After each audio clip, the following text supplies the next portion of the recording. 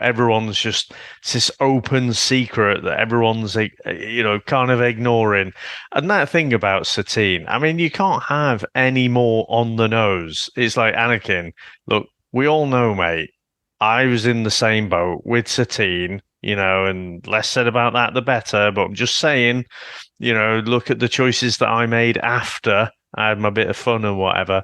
But yeah, to me, this episode made it really obvious. When Order 66 kicks off, Anakin has clones around him. So it must have been a program. It must have been put in there, thinking about it now. Because otherwise they would have attacked him. And we are here for yet another episode of Clone Wars Conversations. This is Season 6, Part 2. Those are episodes 5, 6, and 7. I've deemed The Return of Clovis. And in this podcast, myself, Maff, and Dave go through every episode of Star Wars The Clone Wars. And I've seen all of The Clone Wars 2 or 3 times before. Dave has watched it all once before, but Maff has never seen it. So we're not going to be spoiling what's to come. We're getting nearer and nearer the end, and it's getting harder and harder to not talk about certain things, but we are closing that gap.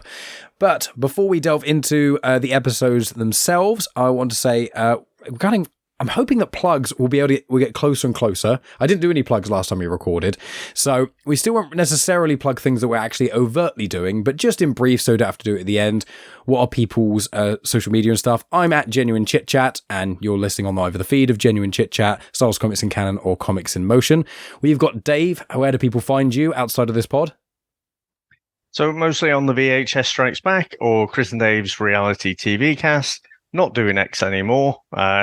So I think you can find the VHS Strikes Back on Threads. But those are the main places. Amazing stuff. And then Maff, you're here, there, and everywhere, aren't you? Yeah, kind of here. And if you go on Comics in Motion, their pod list, I'm normally popping up here and there on that. So. And back to the filmography, we've all popped up on a couple times, and also myself and Maff have appeared in a few Spider-Dan, the Secret Wars pods as well. So I was when we last recorded, I forgot to mention any of that. But yes, in this episode, so this is season 6, which is a really uneven season in a lot of respects. Not even necessarily the quality, but the actual episodes themselves are quite peculiar. The first batch we did were the clone ones, which is explaining the inhibitor chip, which was quite interesting. But this one is about Clovis. Now, these episodes were actually originally going to be in season 5, but actually they got replaced with the Gathering arc, which is the one with the younglings and stuff, and Ahsoka and etc., which is quite interesting. And I also wanted to mention here, just because I forgot to mention it ages ago, we mentioned Rex's helmet. Now, Rex's helmet, you can see it a lot more clearly. Since season 4, his sort of mouth breather bit has changed, and there's welding marks on it. And I think we mentioned it in passing, but essentially it's that Rex's helmet from season 1 to 3 is the phase 1 armor of the clones, which is from Attack of the Clones. And then the phase 2 armor comes in episode 3, Revenge of the Sith. And what Dave Filoni said is it kind of notes Rex's distrust of the new armor. So as you see the series kind of progress, his armor changes in bits and pieces, but he mainly keeps his older armor, which I just thought that was quite a fun thing. But these 3 episodes, in the last episode, I actually said that these aren't very good. And I think we're all actually a bit surprised by these. So I'll ask you each what you kind of loosely thought about these, and then we'll kind of go through it. So as what I often do, let's go to Dave first. So Dave, did you remember anything about these episodes, and what did you think on the rewatch? Absolutely nothing. Didn't remember this. Nor did I, all. really. No, it's. I think in the grand scheme of things, it's not. It's more political, isn't it? But not as much action, not as much happens with necessarily Anakin and Obi-Wan and stuff. But I was quite surprised. I really like these episodes. And again, I guess in the grand scheme of Palpatine's power grab, it's actually really important. So it's surprising that I've just not remembered anything about it at all. But no, very much a surprise. I was expecting a bit of a lull, but I watched these all in one batch. I really enjoyed it. Yeah, same. I mean, the lull is coming. Don't fret. The lull is coming. What about you, Mav? What did you think of these 3? Same as Dave. I thought Dave would like this because you do like your politics. And like you said, this is kind of filling in little gaps of how Palpatine rose to his power to a certain degree. We all kind of know that he's the big bad, but the things that he was doing behind the scenes, and it's showing you what he's doing behind the scenes, and it's showing that, oh, if we just push it this way and do this and do that, you know, oh, what a shame, I'm going to have to take control of everybody's money. Oh, go on then, I'll do it for you. Yeah, things like that. It's like, it's so clever. And one of the things that I made note, his facial expressions so many times in these 3 episodes of like, oh yes, it's fine, and then he just kind of walks away and there's that evil smile, and you think, you bastard. It's like, you know, I've said it before, playing chess, and like before you've even moved that first piece, he's already beaten you. Oh yeah, it's just so good, and it's scary how good it is, and seeing what he's doing. And you start thinking, that makes sense why he could do this, that, and other. It's just hats off to him, really. Yeah, because I thought these were going to be quite skippable episodes, but there's a part in the second episode that I think is actually one of the most important parts of Anakin's arc, and then also, obviously, the finale of this arc is, again, probably the most convincing thing about how Palpatine reorganized into the world's first galactic empire, because he controls all the banks, which I genuinely had.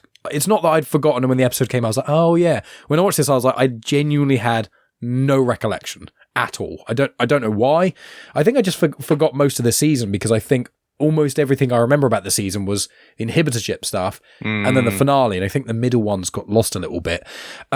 So I've got a few bits and pieces I want to mention as well. So this primarily takes place on Scipio, which is where the Muun species is from. So Muuns, we saw them in Attack of the Clones. They join, they're in the Separatists to a degree. So Count Dooku on Geonosis, when Obi-Wan stumbles across him and listens to his meeting, you have one of the leaders of the bank go, the banking clan is like, the banking clan will sign your treaty. And I remember that really vividly, and I don't know why, from Attack of the Clones. But also the Muun species recently actually showed up in The Acolyte for about a second, because Darth Plagueis, Palpatine's master, he is a Muun. He's a Muun species, and Darth Plagueis' dad, this is now going into Legends a bit, Car Damask, he actually worked in the banking clan. So Palpatine's master was actually a part of the species who were part of the banking clan, and his whole family came from wealth and money and all that kind of stuff. So again, I would recommend people check out Darth Plagueis. It is a Legends book, but apart from a little bit of stuff about Darth Maul, which doesn't line up with the timeline in Clone Wars, really the whole book actually works quite well in the canon, and it's probably the main piece of Legends content, as well as the Darth Bane trilogy, that people are gunning for some sort of canonization, which I think a lot of people were hoping for with The Acolyte when Plagueis popped up in that. But that's a little thing I want to say about that. But this first episode, so it's episode 5 of season 6, and it's called An Old Friend. And it's all about talking finance with the banking clan. You've got Clovis, who's in it again, and then Padme goes to the planet. And to clarify, Rush Clovis, he first appeared in season 2, episode 4, called Senate Spy, and he's briefly in the book Queen's Shadow. So yeah, that's where we are with this first episode. So Dave, let's go to you first. With An Old Friend, this first episode with Clovis, did you remember Clovis popping up? And is there anything else about this episode you want to talk about? I didn't remember a lot about about Clovis as a character. I just remembered the relationship or the history with Padme, and the fact that we're approaching the end of Clone Wars. So I was thinking, oh, fucking Anakin's going to go off on one. He's not going to be happy.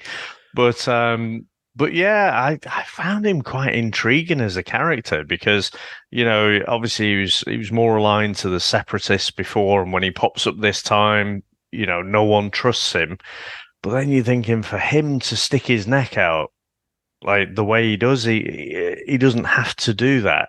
And also just being in the environment of the banking clan, again, you think, is this for kids or is it not? I still love that original New Hope will always be my favorite, because it is the simplest story you can possibly imagine. It's goodies versus baddies, good versus evil. That's it. You don't really have to know a lot more than that. Whereas this is like, oh, you've got this banking clan and they're playing off both sides. That was really fascinating to me. And then, like I say, Clovis, you can tell no one trusts him, but there's something going on.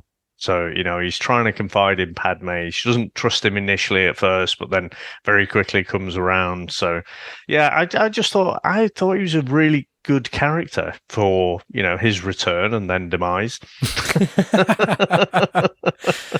And what did you think about him in this kind of first episode, Maff? Did you remember him?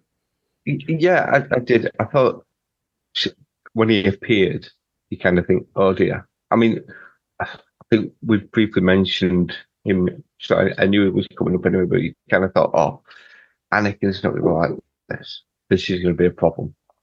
And that, but I like the fact that he's kind of, you feel that he does have an agenda, but he actually, as he goes into it, you understand from where he's come from. His stepfather, I think, was a Muun, so he's got ties to that, and he wants to do right. He wants to kind of make things right, and Padme can kind of step back and go, okay, I know we've had issues in the past, but how do we get this right? How do we actually, he's told us there's some issues here. I can't just, ignore it and just hope that it's fine. And especially,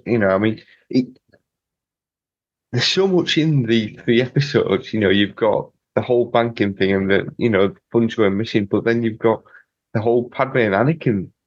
That's a major thing that happens, which I didn't expect that, not from watching the films. You don't see the breaking or the falling down or any of this relationship, and that. I still think the Jedi are fucking useless. They don't know. Padme's really forgiving as well, isn't she? Yes. I guess we'll get onto that in a bit, but when he slaughters the younglings, he's fine with that. The whole shit out of Clovis. Almost everything in the second episode, I think, is going to be about that scene, because that for me, I feel like was the most mature scene, I think, in all of Clone Wars. So I think we'll get into that. We'll talk about that in depth. But still sticking with the confines of this episode, I've got 2 other little notes, then I'll come back to each of you before we move on. So Embo pops up again. He's the bounty hunter, the Kyozo, and he's got his Anuba, which is his dog thing, and that's called Marok, which funnily enough shares the same name as that weird ghost guy in Ahsoka. Another connection to Ahsoka is right at the end of this episode, the shuttle that picks them up when they fly off the edge of the ice bit. It's the same ship not the exact same one. R2 gets him. R2 saves him. It's a T6 shuttle, and you see that in Clone Wars a bit. It's in like one episode of Rebels, but it's in Ahsoka. It's her main ship is where the thing kind of spins and goes off, which I thought was cool. And the last little nugget I've got for this was Teckla. Now Teckla, which was one of Padme's, I think, handmaidens, Teckla Minnau. So you actually could see her in Attack of the Clones. Funnily enough, she was unnamed. I think she was just called like the actress who played her. The credit was just like servant or something. She's in like a short story. She's in the season 3 episode 11 episode called Pursuit of Peace, and weirdly enough, linking what Maff said, that's the first episode, season 3 episode 11, where you get to see Palpatine do his bad guy face for the first time in the Clone Wars, where he really turns around like the mustache twirling evil angry face kind of thing of actual Emperor Sith Lord Palpatine and not Senator Palpatine. So it's a fun little connection there that I kind of found. But is there anything you guys want to mention about another assassination attempt on Padme? Like Palpatine just is constantly trying to kill Padme, and Anakin just keeps getting in the way. So I didn't know if you guys had anything else to say about the assassination before we move on to the more juicy stuff of this arc. I think the Emperor wants. Well, I think Palpatine wants to put her in danger to have that issue, and if she does get killed, then he knows that Anakin's just going to go off on one. So, but also, even if she doesn't get killed, and it's hiding that kind of that protectiveness that Anakin has for her. Sometimes a little bit too much and too creepy, but he puts her in danger just so that he knows that he's going to get reaction from Anakin, and to kind of keep that kind of dark side, because we definitely see a dark side in the next episode, and that's why I think he's doing it anyway.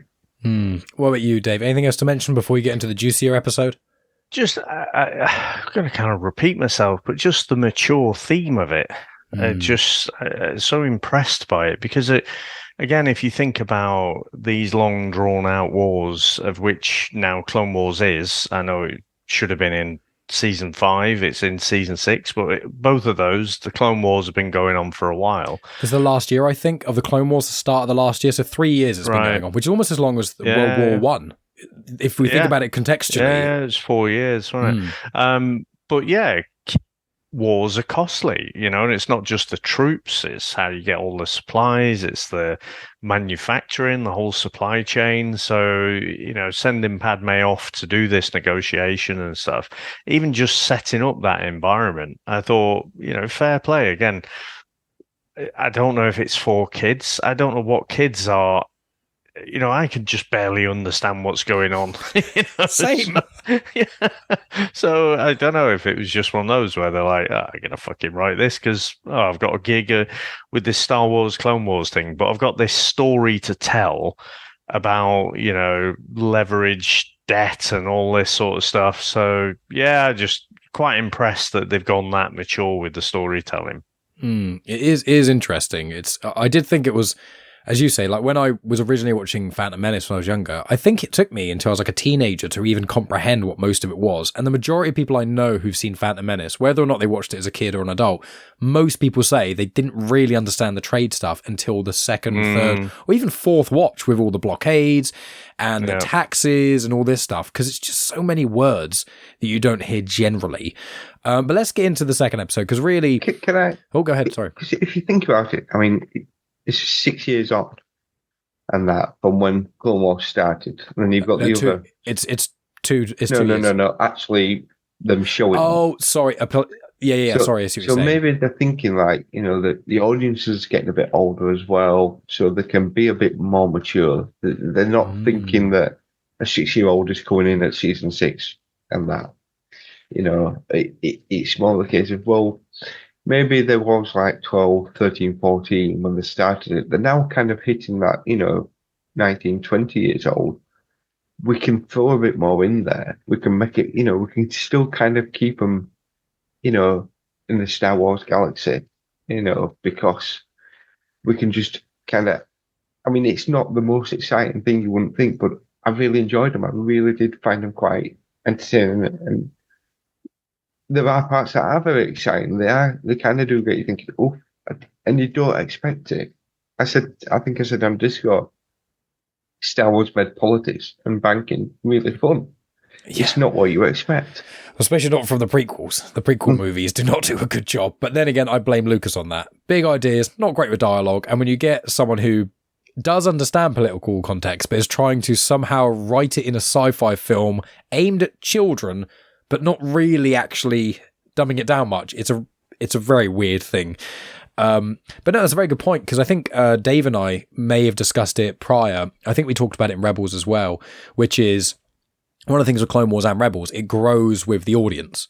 And you see it really with Clone Wars, because season 1 and 2 is like, oh yeah, there's a couple of episodes, but really, until you get sort of season 3, but really season 4, once more comes into it, you're like, this is not for kids. Like this, I'm literally watching someone slaughter people. Just the only thing is there's no blood. That's the only thing. Well, that's the same as like Ahsoka. We saw Ahsoka being a small child when she started, to the point where she's kind of gone off on her own now, and she's that.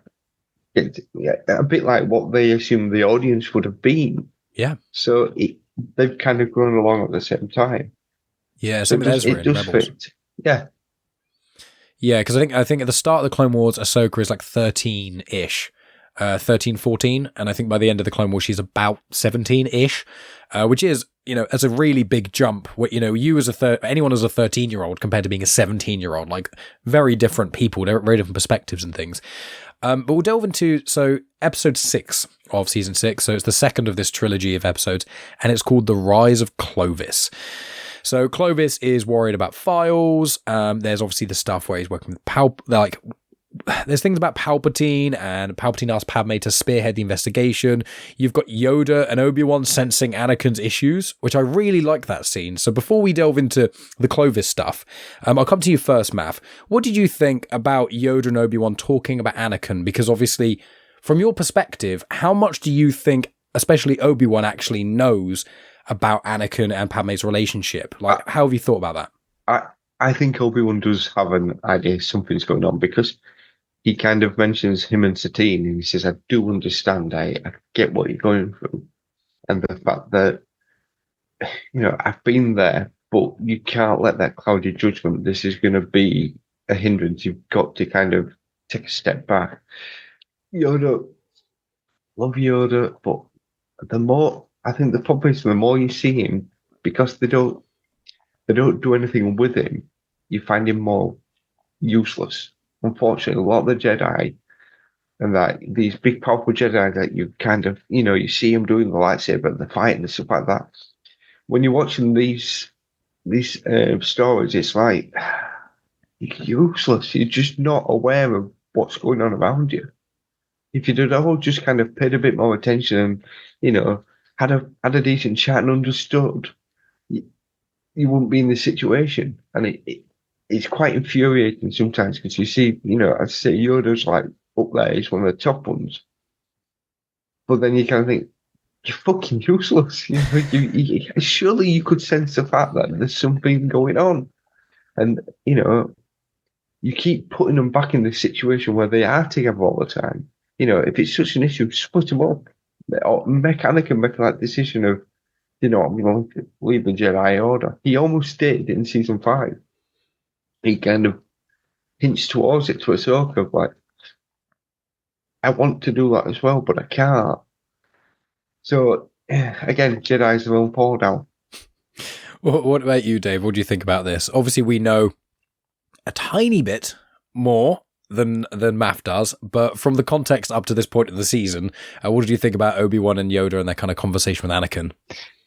So I haven't done this for a while, but I'd like to bring it down a second. So I think it's just like Jimmy Savile. Oh, God. Okay. Jesus. All right. So Obi-Wan and Yoda totally know what's going on, but they're just turning a blind eye to it. Every fucker is in plain sight, and Anakin's not really hiding anything at all, is he? It's out in the open, but everyone's it's this open secret that everyone's, kind of ignoring. And that thing about Satine, I mean, you can't have any more on the nose. It's like, Anakin, look, we all know, mate, I was in the same boat with Satine, and less said about that, the better. But I'm just saying, look at the choices that I made after I had my bit of fun and whatever. But yeah, to me, this episode made it really obvious. And the animation as well. It's not like sometimes you could slip through, like if the voice actor did something to accentuate a particular word or phrase something in a way, so it didn't necessarily make it obvious from the script, but the tone that they use in their voice, and you could speculate and you could say, oh, I wonder if they knew. But like, there's sometimes when Anakin's reacting to putting Padme in danger or something like that, and Yoda's like, just looking at him, and it's like, you fucking animated it to make it obvious. So yeah, I definitely hadn't picked up on that on the first watch, but watching it now, I just thought it was one of those where it's an open secret. Everyone sort of knows, but no one will verbalize it. No one talks openly about it. I think it's when you first made the Jimmy Savile connection, I was surprised, but I was thinking more sort of Diana, Camilla, and Charles. However, I will say with ignoring the obvious horrendousness of the Savile stuff, I wonder if a comparison would be because loads of people close to him hid it because front facing to the general public, he did loads of charity work. He did loads of it almost feel like the system benefited from Savile, even though individuals were horrendously treated. And I think to a lesser extent with the whole Anakin thing is that Anakin is, when he comes to missions, he's like the go-to. You got a mission you can't do? Send Anakin. He'll probably somehow pull it off. He can handle his own against basically anyone in a fight. He somehow survives everything. He's a phenomenal starship flyer. He's a great mechanic. He's a great duelist. Like, he's got a natural sort of use of the Force. But people are going like, there's clearly a problem here. There's a problem. It's like, yeah, but don't worry about the problem yet. We'll worry about that when, like, at the moment, there's bigger fish to fry. We've got a war to win. Once we win the war, then we'll worry about Anakin. And then obviously, because of Revenge of the Sith, it was too bloody late. He was too far gone, and by the time the Jedi were probably maybe going to sort of address it, they were too concerned with their public-facing image, too concerned about winning the war over this growing thing of actually, it doesn't matter what you do with the war because he's going to destroy it all. Yeah. And so, yeah, I really liked that interaction. But let's get on to the Anakin stuff in depth. So I've written, quote, Anakin interrupts Padme and Clovis and beats the fuck out of Clovis. And he force chokes him. And there's bits where I was like, it was almost remiss of sort of Fight Club, where you've just got him. And Anakin, when you watch him fighting Clovis gets probably 5 hits on Anakin. Anakin absolutely decimates him, and he's on the floor and he's punching him and punching him and punching him, and you're like, Jesus, ease up, this is a kid's show. Punching him, and like Padme's like screaming at him, and he's still going. And there's obviously that bit as well where Clovis goes to punch him, he punches him and he cracks his hand on his metal hand, and I was like, this is like really uncomfortable to watch, because when you see like a baddie, like an out and out baddie, really, really hurt someone, you're like, God, this is hard to watch. This is not pleasant. When you watch someone who's still in the context of this is meant to be someone good and is like really beating someone up who doesn't really actually deserve it, it's really like, it's a hard watch. Like, I was like, I know what's going to happen. I remember generally how this all kind of goes, but I was like, this is brutal. When you say he didn't deserve it, now, I'm going to be trying to be careful here when I say. We've got an Anakin sympathizer here. Go on then. I take your sabble. I'll raise you. I'll raise you a genocidal maniac. Yeah. Sorry, go on, Maff. He walks in. Now, fair enough. If he hadn't walked in at that point, I'm sure Padme would have dealt with it in the right way, because we know Padme, and well, we think we do anyway. We think that she would have pushed him away and said, "No, I'm not doing this. Not with you. No problem." Unfortunately, the point he walks in, it's like a big setup to kind of get him to react in a way to, I'm going to do this so that you do react, so that then she sees that you're just this monster and she might then turn to me. And that he was out of order. Now, I'm not saying Anakin beating the crap out of him. And I mean, that point where it just shocked the lightsaber. And I thought, oh dear, because we've seen Anakin do this before. Padme was in, I can't remember who it was, but Padme was in trouble and he just like, and he put the lightsaber through the guy. And he's like, I'll do it. That was the Satine. That was the Mandalorian one. Yeah. And so I wouldn't put it past Anakin doing that. And that. So the meaning of what he did was wrong. But at the same point, you do sympathise with him because he's just walked in. And although it's a secret and no one's meant to know, Clovis has worked it out that there is something going on. This guy's making a move on his missus. So he's going to react. So he reacted and he went overboard. But at the same point, I do kind of feel for him because, if I walked in and I saw that happening with my wife, I'm like, I'd go at him as well. So I do sympathise with him to a certain degree at that point as well. Yeah, but also you're not meant to be an ultra-disciplined monk, essentially. And also, Padme did, although when Clovis puts his arm around her, Padme does get up and be like, no, kind of thing. But Anakin doesn't see that. No, I know, but what I'm saying is, from Clovis' perspective, if you have like a connection with someone and you go, oh, it's that Jedi, you've got feelings. And she goes, no, we're just friends. You go, oh, okay. You're saying you're just friends. Cool. That indicates to me, you're telling me they're just friends. So for me, if I'm trying to make a move and I fancy you, and there's this one main person who's clearly got something with you, and you're going, no, I haven't got anything with them. Okay, I guess wrongly so. Well, she's not making any kind of. She is wearing one of those outfits that she wore with Attack of the Clones. Do you remember? Where it's all shoulders, and the only thing not shoulders is the line from the neck to the chest. And I'm like, yeah, just to clarify, Dean listeners, I'm not saying if a woman wears a certain thing, they deserve a certain thing, but it's undeniable when you watch Attack of the Clones and you watch Anakin and Padme, and she's wearing the very tight-fitting, almost push-up bra corset-y kind of thing. Going, no, Anakin, no. You're a monk who's never been with a woman, but no, sat here by the firelight, you can definitely not. No, I definitely can't be with you. And then she wears almost the same thing with Clovis.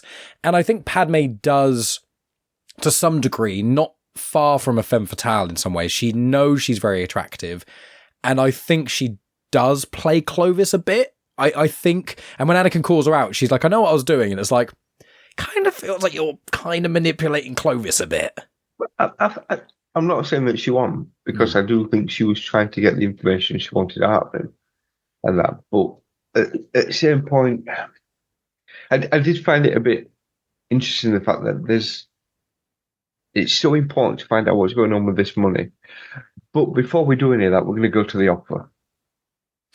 Okay, we're going to go to the opera and we're going to have something to eat. We're not going to get on with the job that we're meant to be doing. We're going to go off and enjoy ourselves. So I can see the fact that he's just spent the evening with her, they've wined and dined and they've eaten. So. And she mentions old times. She goes, oh, this is like that. She says, this is like that old time when we used to hang out. And it's like, what happened? If you're hanging out with someone who's kind of an ex, and you're like, are you seeing this guy? No, definitely not. We're just friends. And then she goes, do you remember that time where we basically maybe made out?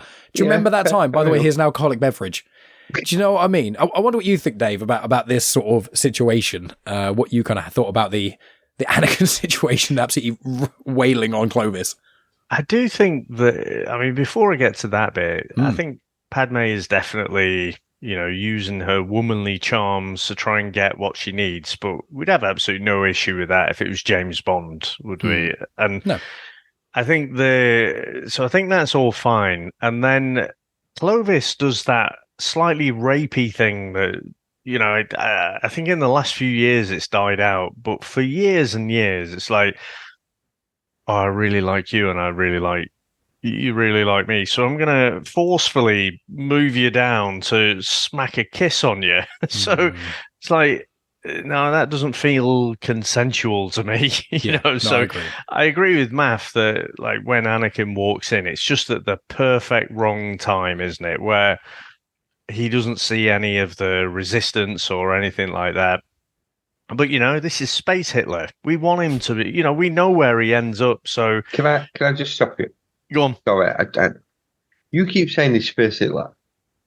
I don't think Darth Vader is Space Hitler. Did you know Hitler? Did you see his earlier life? Palpatine, I think, is more Space Hitler. I think Vader is just one of the lieutenants. I get the fact that, because I've always kind of thought, yeah, I do agree with you, but thinking about it, Palpatine's the one behind.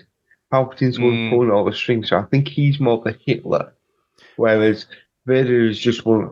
My history's not the greatest, but Vader's like one of the lieutenants, one of the commanders who go and do all the stuff for Hitler. Yeah, but it's Palpatine who's really and stuff. But. Himmler and Goebbels and Goering and stuff. Yeah. But to go back to Dave, if you look at it from the lens of A New Hope, Palpatine's not in it. 100%. In Empire Strikes Back, Palpatine is in one scene for about 30 seconds.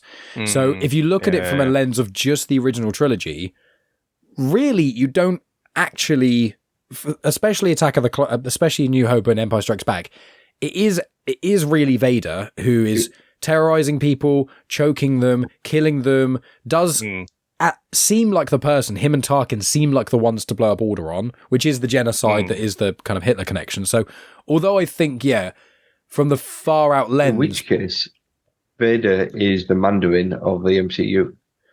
Maybe. I was thinking you were going to say that maybe Palpatine's like Stalin and Vader's like Hitler or something. But away from genocidal menace. He's a murderous bastard. We could call him Harold Shipman if you want. But, but sorry. No, I do see it, but I was just thinking the other day that it's like Vader's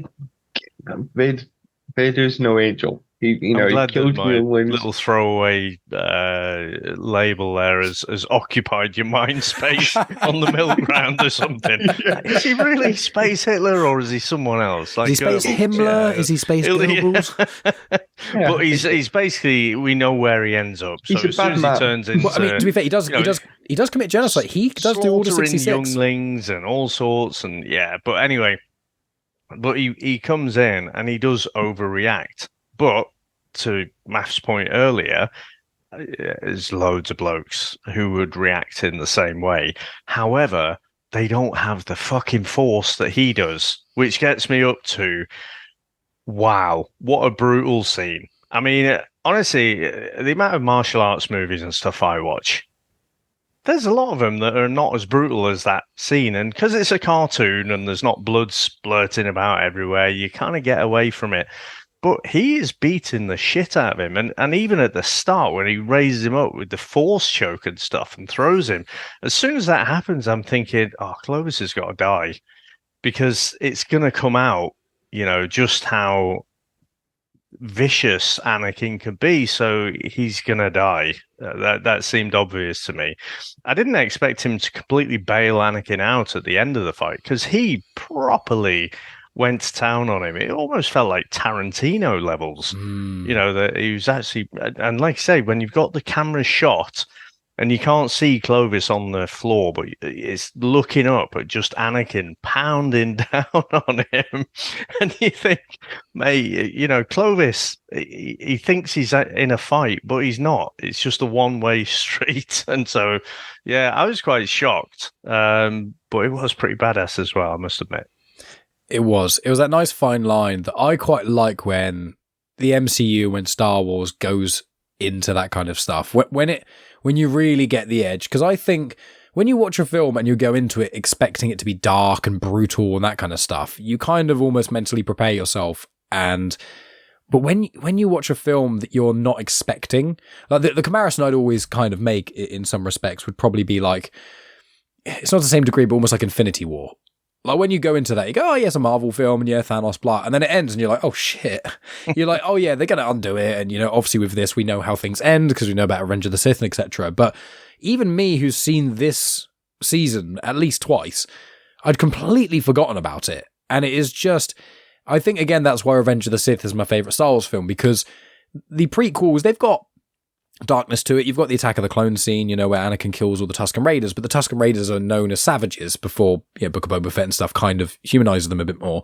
So when you get to the Order 66 montage, and when you get to that bit where Anakin kills those kids, you're like, Master Skywalker, what are we going to do? And you're like, when that happens, it's such a gut punch because there's nothing like that in Star Wars. Even to this day, I'd say, there's nothing as brutal as watching Anakin walk in. And the thing that really nails it, and again, George Lucas isn't perfect, but this one bit, when Anakin ignites his blade in Revenge of the Sith, and the youngling just takes a step back for just a second, you're like, every time I see it, and I've seen that film like 20 times, every time I'm like, fucking hell, how did they get away with putting that, like, genuinely child murder clear? And then they reference it later because Obi-Wan watches it and goes, is that Anakin killing younglings? I literally can't even watch it because it's so horrendous.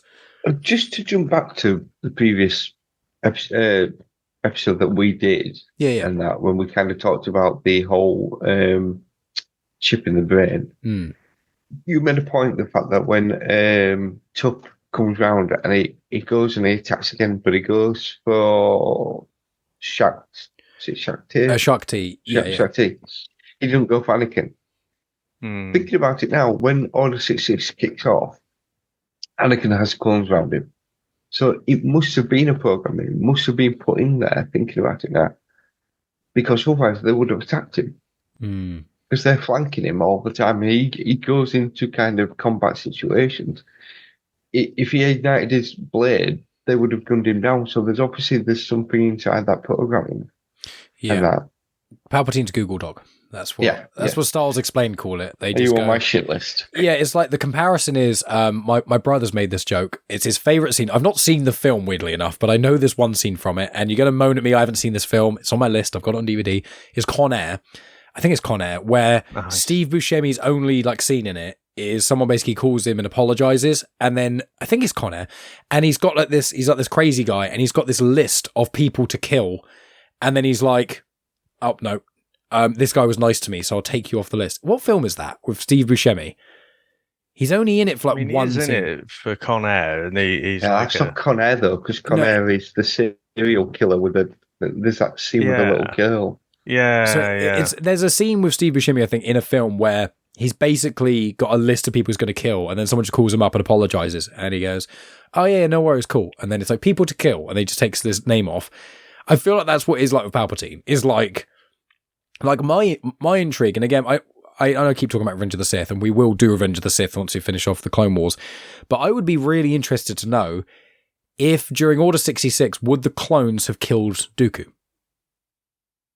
Because Palpatine doesn't, the whole time, Dooku thinks that him and Palpatine are going to rise to power, because this episode and the previous ones, Dooku's in on it the entire time. But I do wonder, because Palpatine's end goal was to get rid of Dooku and to bring in Anakin, I do wonder if Order 66 had happened, if they would actually have attacked Dooku as well, or if they'd have kept him around. I mean, just thought on that, but I think they killed him. He's a loose end. Yeah, he's one of the only ones who really knows what need him at this point, so it's easier just to tie him up. Is there anything else we wanted to say about this episode in particular and the Anakin Clovis stuff? Because I think that's really the meat of episode 2. No? Okay. Well, let's move on to the finale. Actually, I think at the end of that, that's where Padme and Anakin, they break up at that point, don't they? Yeah, and they do break up because Padme says, I don't want to see you again. And I do feel that in the next episode, it wraps it up far too quickly. They kind of just dismiss it. And from my memory, that's it. I think this is the last time you see any kind of issues between Padme and Anakin. I think the next time you really see them together properly, I think, is Revenge of the Sith. I might be wrong there, but I'm fairly sure from what I recall about the next coming episode. So it is weird that they basically seemingly, I mean, they basically break up, and then just at the end she's like, oh, it turns out you're right about Clovis, therefore everything you did was justified. It's like, well, I don't think that's the case. I should have written it down though, but I was laughing and saying, oh, you know, when Anakin in is it Revenge of the Sith, and he's saying, oh, the not just the women, but Attack of the Clones, Attack of the Clones, but the women and the children, and she's like, oh, it's okay, Annie, let's go shag. But here, you know, it's even more of a brush off. You know, Anakin beats the shit out of Clovis. I say, oh, it's fine. Just let's move on from it. Yeah, because she does have that adult conversation, and it's quite emotional actually. And you're like, and that's the area when they have that conversation. That's the time where Obi-Wan speaks to Padme in Revenge of the Sith and says, Anakin's the father, isn't he? And then says, I'm so sorry, and then goes off. So I like that, and there's a lot more connections to Revenge of the Sith as we're getting nearer to that. But I was like, that's a really mature conversation. I remember having them have that conversation. I was like, I don't remember them having a big conversation to resolve that. And they don't. Yeah. They just like, Clovis. Go ahead, sorry, Maff. Where is this timeline to the Revenge of the Sith then? It's not specific. It's anywhere between a year and maybe 6 months, but I think it's about probably 9 to 12 months away. So I guess one could argue they slowly repair their relationship. Well, they must have, because they have kids.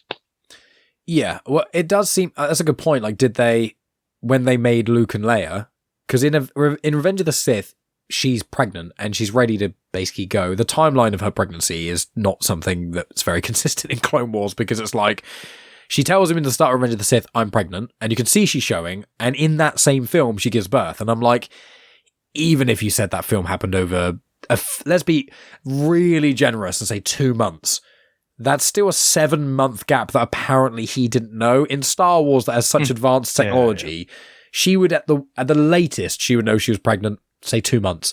So there's still like a 5-month gap. And I'm like, were they apart for 5 months? Like, in the space of the Clone Wars, that's like almost a sixth of the whole of the Clone Wars. So I think that element is a bit weird. But you make a good point there, Maff. Like, she must have, in theory, slept with him after this.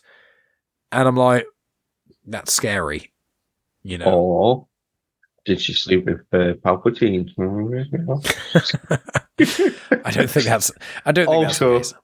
Billy Madison, that's the film where he's got the kill list. Oh, yeah, that makes sense because Rob loves Adam Sandler, so that makes sense. Get my thing. I haven't watched Billy Madison in so long, so I'd obviously quite a different movie. They are. I don't know why. It might just be because Buscemi's in both of them. And maybe it's because he's the serial killer in Con Air, and I've kind of mixed those two up. But so let's get into the third episode. So Crisis at Heart.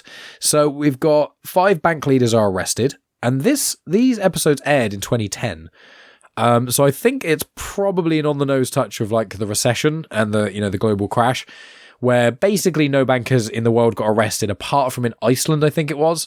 Iceland, I think, is the only, if not one of the only nations that actually put bankers in prison for what they did to the world economy. But so you've got the 5 bankers arrested, Clovis is put in charge, but obviously Dooku is really the one in control. And then you've got all this conversation about repaying interest on loans and all this stuff. And again, it goes to what, you guys were saying earlier, which is, this is meant to be a kid's show, and we've watched someone beat the shit out of someone, basically confirm maybe not an abusive relationship, but definitely a toxic relationship between Padme and Anakin that's seemingly just brushed over, but also a commentary on the 2008 financial crash. And you're like, this is a kid's show. Like, I know the original Star Wars, was an allegory for Vietnam War and stuff, but it's quite mad. So I'll come to you first, Dave. What do you think about this big old finale and the invasion and the switcheroo with Clovis and the clones getting killed? What do you think about all that? I think Maff kind of hinted at it earlier, but even when it started, I'm thinking, oh, Palpatine, you are next level cunning. He is more cunning than a fox. What was it? Blackadder says, more cunning than a fox. Who is Professor of Cunning at Oxford University. So, yeah, the fact that he's got Dooku to convince Clovis, that he should increase the interest rates, but just on the Republic side, which gives, everyone goes nuts. Oh, he's, Clovis, he's a separatist sympathizer, so we've got to go to war. Palpatine, can you do that? Oh, yes, well, it's with a heavy heart. I can go and do that. It's like, you motherfucker. We know, we can see you're playing both sides, but you're right. The 2008 financial crash, I think the Iceland people, it wasn't so much their impact on the overall world, it was the fact that they leveraged, the assets of the whole country to fuck, and the whole country went bankrupt. Yeah. Brilliant film called Margin Call, by the way. It's really Margin Call. Yeah. It's all about this kind of unfolding before people's eyes. But yeah, you're right. Some of those fuckers should have gone to jail. But such a mature kind of storytelling episode to wrap it all up.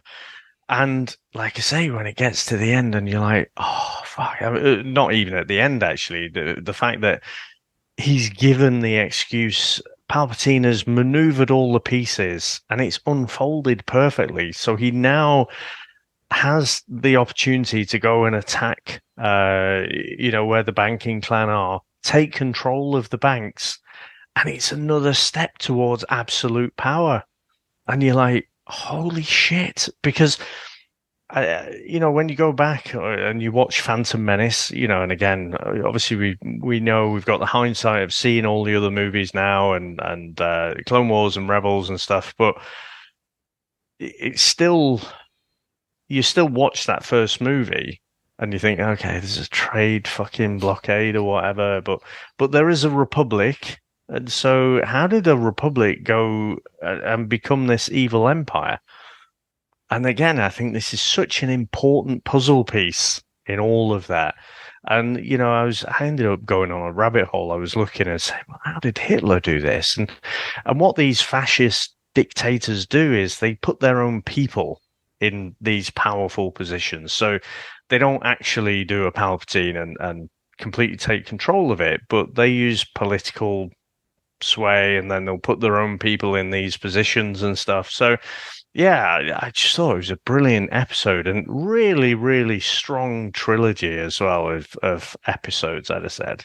It's interesting how these three, I would argue, are probably three of the most important for really bridging the gap between Attack of the Clones and Clone Wars, both for, as you guys have said, the absolute power of Palpatine. But again, that scene with Anakin and Padme, I think that shows his dark side turn. There's the scene where he tortures Poggle the Lesser to get the information out of him, to get the brain slugs of Geonosis out of like Ahsoka and stuff.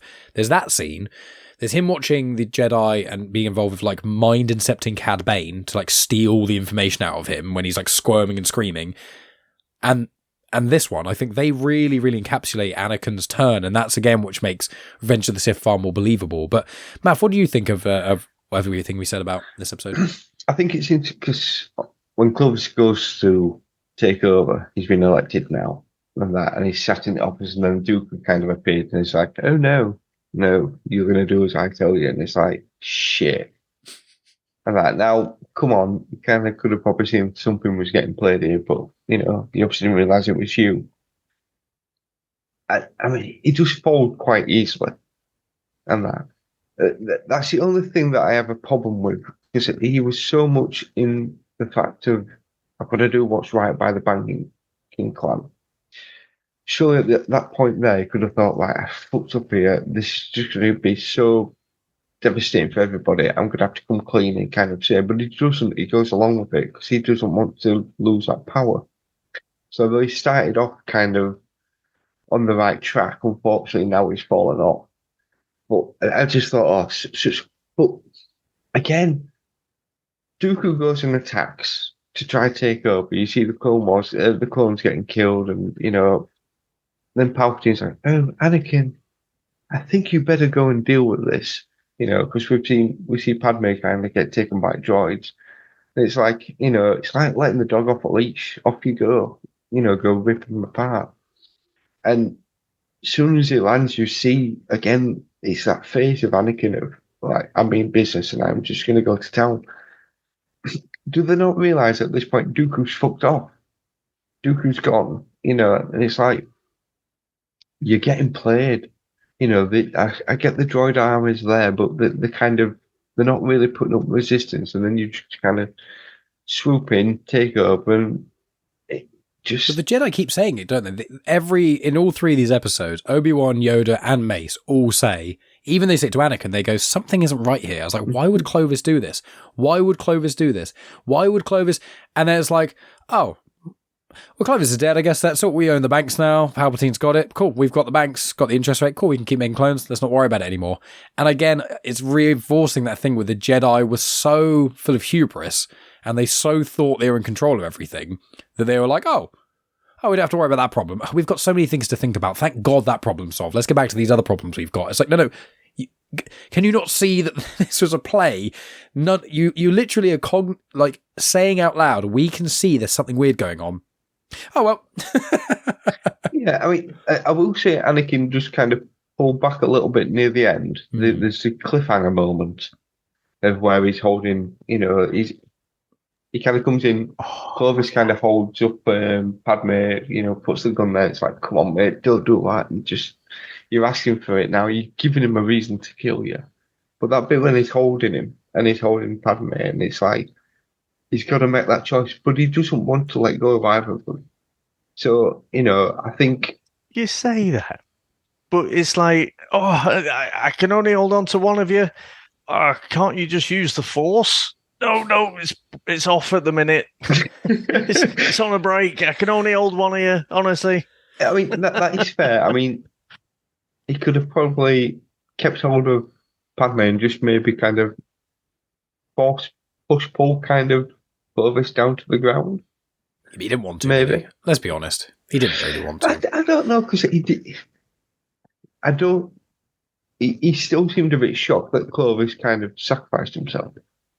He still seemed a bit like, oh, didn't expect him to. Maybe he had a bit of respect there of like, oh, you've got some balls in your eye to do that. But I'd have liked if the animation forced him away a bit more, or it happened quicker. I didn't need the dialogue to say. Oh, you don't mean Anakin kind of force him? No. I mean Clovis himself. Because he just sort of lets go and then drops.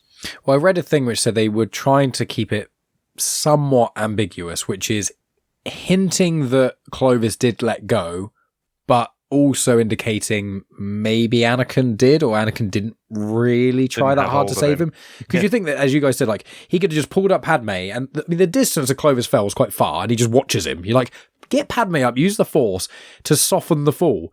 Or Anakin and Ahsoka and Obi-Wan have fallen from much greater heights than that. You could just jump down yourself and save them, I mean, we'll Shark T do it in like a prior episode.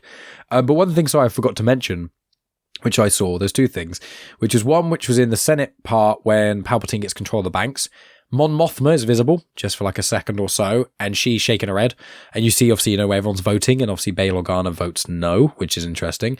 And a lot of that gets tackled in the deleted scenes of Revenge of the Sith. So I'm still undecided if I'm going to send Maff the extended-ish version of Revenge of the Sith. I think I might, but we'll see.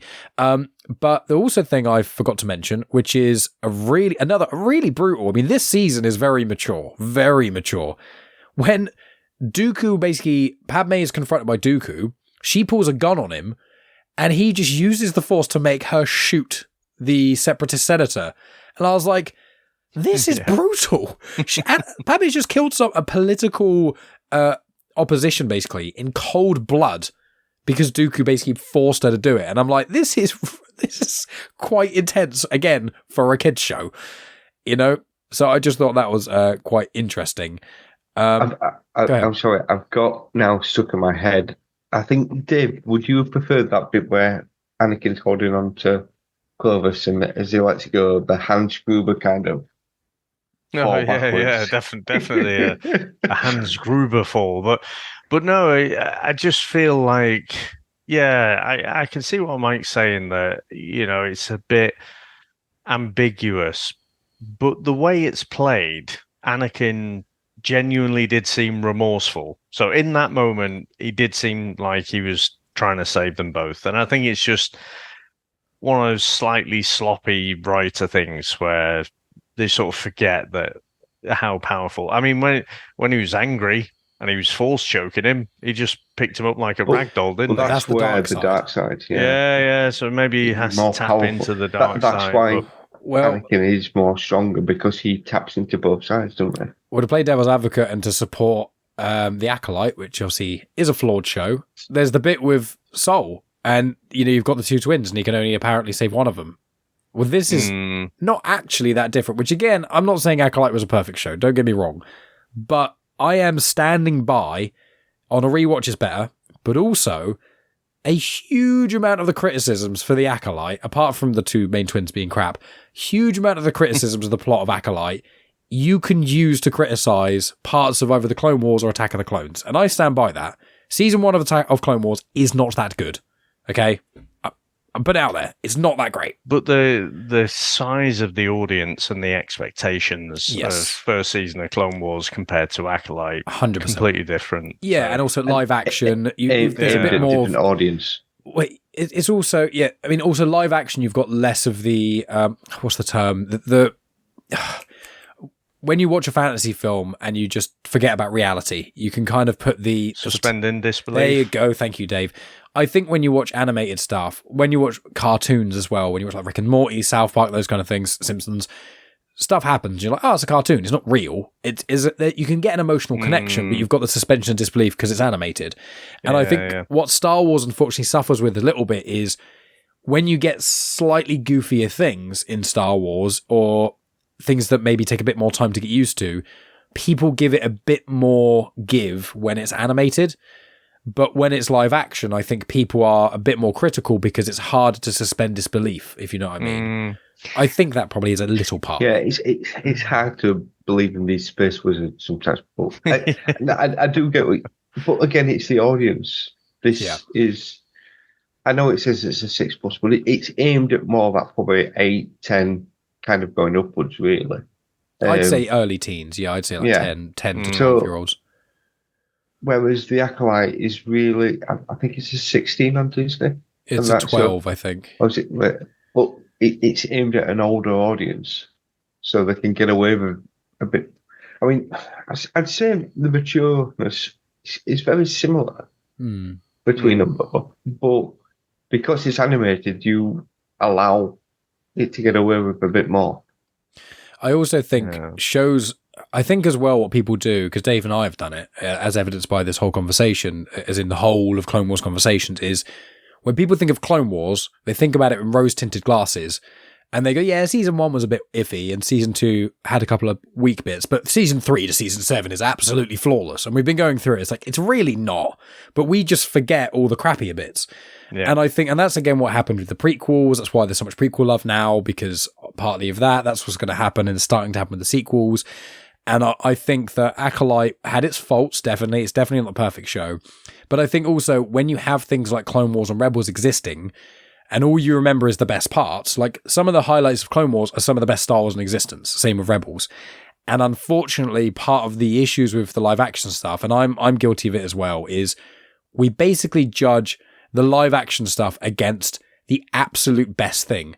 And I try and, it's hard because I've always got dissonance about it, because I always am like, yeah, we should be critical of certain content. Acolyte was not written as well as a lot of Clone Wars, don't get me wrong. But there is just that part where we're expecting almost too much at points, where it's like every ice cream you have isn't better than the last ice cream you had. Every meal you have isn't better than the last meal you had. But you don't eat like a nice let's do pizza, because that's always my excuse for Star Wars. You have an all right pizza, you go, yeah, this pizza was all right. But do you remember that pizza we had in Italy? God, that pizza was so much better. This pizza's shit. It's like, no, it's still pizza. It's still, even okay pizza, still good. And I kind of, maybe it's a naive way, and maybe it's me being a shill for the corporations and defending, one of the biggest, most billion-dollar corporations in the entire world. But I do feel like, although this was a show of really good episodes, I do find that there's a lot of our criticisms have been a bit like, well, that's because you want it to be better.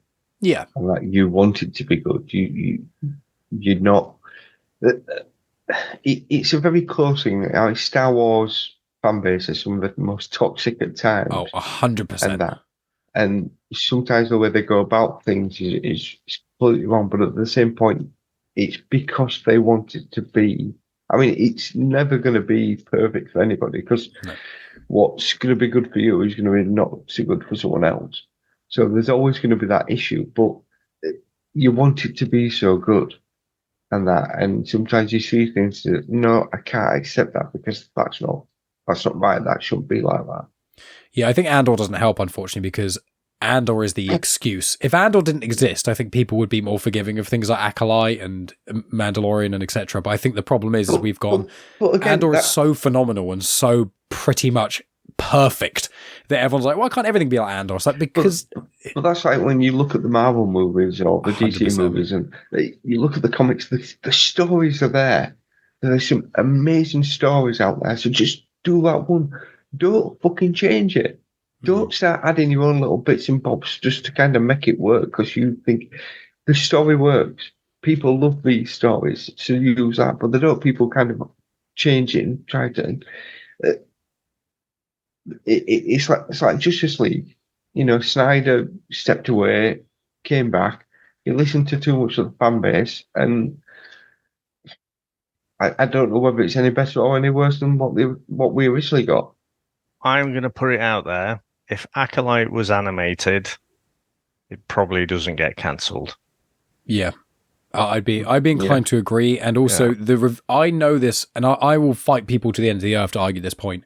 The review bombing hurt Acolyte more than anyone's willing to give credit for, because the majority of casual Star Wars fans, many of my friends are the same. They'll glance at the IMDb rating of a show. They don't know all the online drama. They don't read the reviews specifically of these, toxic fandom menace people. They just glance and they go, oh, Acolyte 6 out of 10. Bloody hell. Wow. Why would I watch that? Mandalorian's got 8.4. Andor's got 8.3.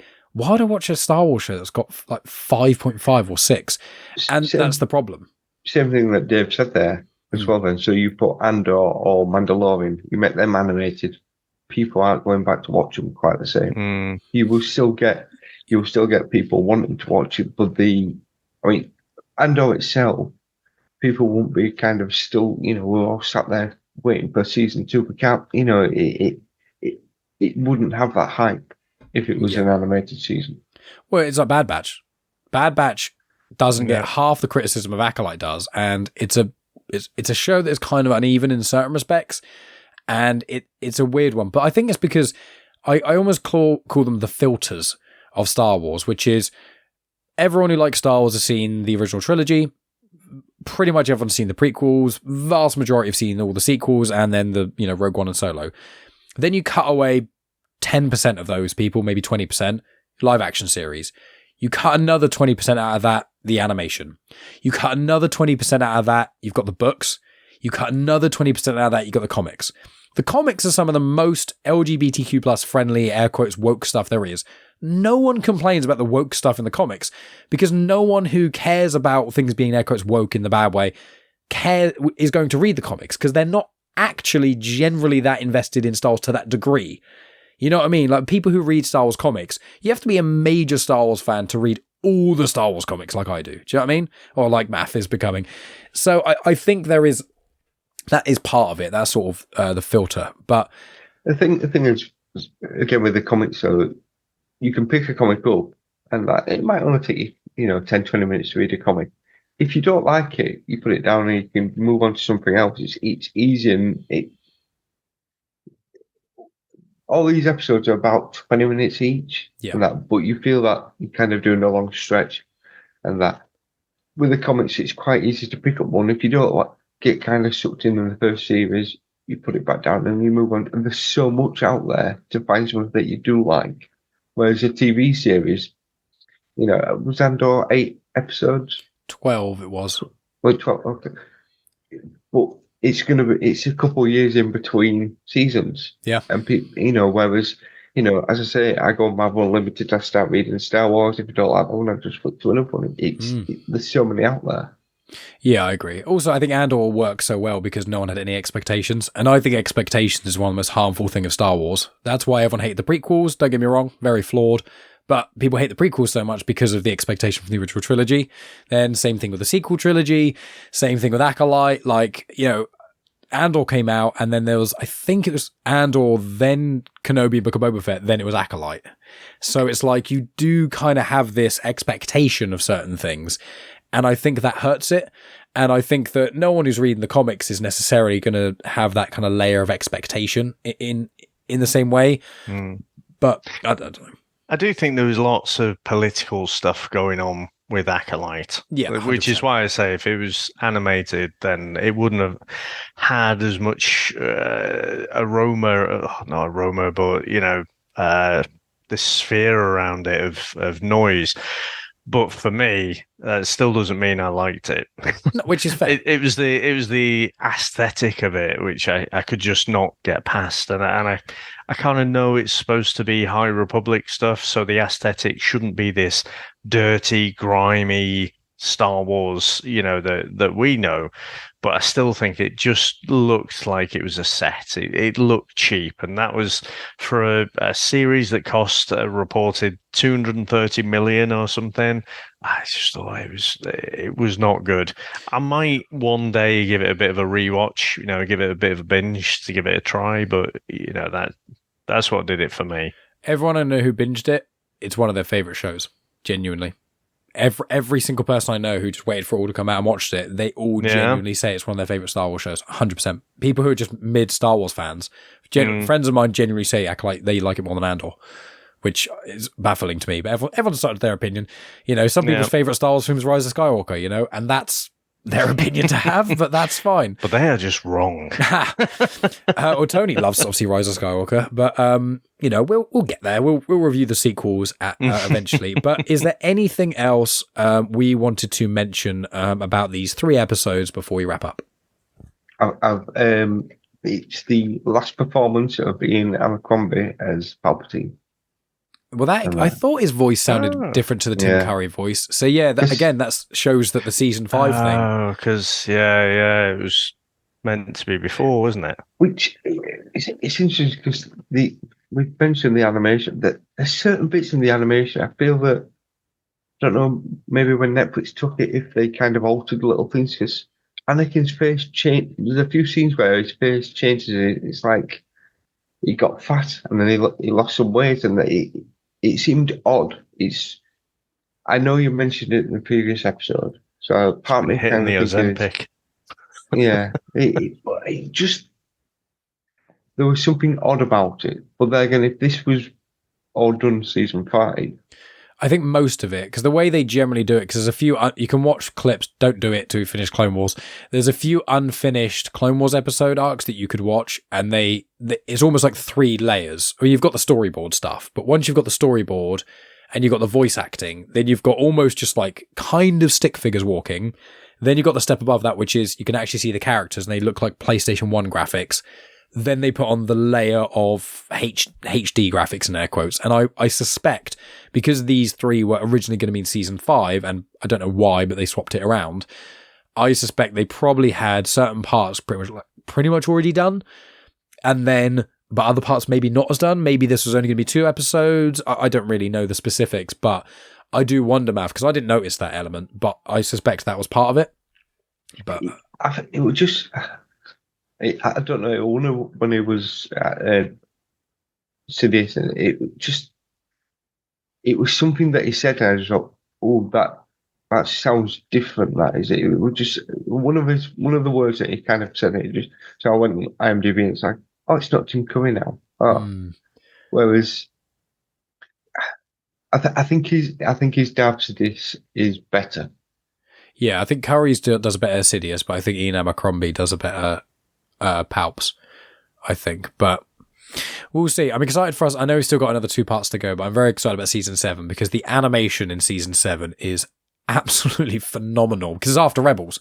So they've got so much more money behind it, and it's, over a decade after this season, so it's a huge. Do the lightsabers change? Will they get really skinny? No, they don't. No, they no skinny lightsabers. But I think that pretty much does it, apart from talking about what we're doing next. So the next 3 episodes, so season 6 part 3, is going to be episodes 8, 9, and 10. So that's a 2-parter featuring the 2 favourite, most interesting characters in Star Wars, Mace Windu and Jar Jar Binks, which is just... Now, I remember these episodes actually being quite crap. So I didn't remember much about the Clovis ones, but I'm fairly certain the next 2. And there's also like a really weird... To lightly spoil a little bit, there's not quite a sex scene, but there's a very strong indication about Jar Jar having sex, and it's really weird. So we got that to look forward to. And then you've got another episode. Mace. No, with Mace Windu is exactly what I was thinking. Oh my god, well. no, with another character. With a character who for some reason fancies Jar Jar a lot. So we'll get into that. It's not spoiling it because the episodes are not great. And the description of the episodes, I think, spoils them a little bit anyway. But then episode 10 is a one-off, and it talks about the mystery of Sifo Dyas. So next episode, we'll talk about how much Dave hates Jar Jar and can finally stop thinking about him. And then we'll talk about Mace Windu a little bit in the weird sex stuff.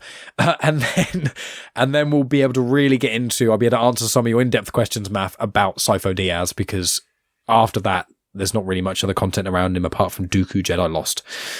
But yeah, so we got that to look forward to. Very excited about that. Obviously, thank you both for joining. As always, on this journey, it's always a lot of fun. And we're getting near the end, and I cannot wait for us to get to season 7. I'm so excited. So excited. But 2 more parts to go. But friends, thank you so much for tuning in. As always, please like, subscribe, share, all that usual jazz. And as I always say at the end of this, may the Force be with you. Always. You have just experienced host, creator, everything elser of Genuine Chit-Chat, and also the host and creator of Star Wars Comics and Canon, found on the Comics in Motion podcast, Mike Burton.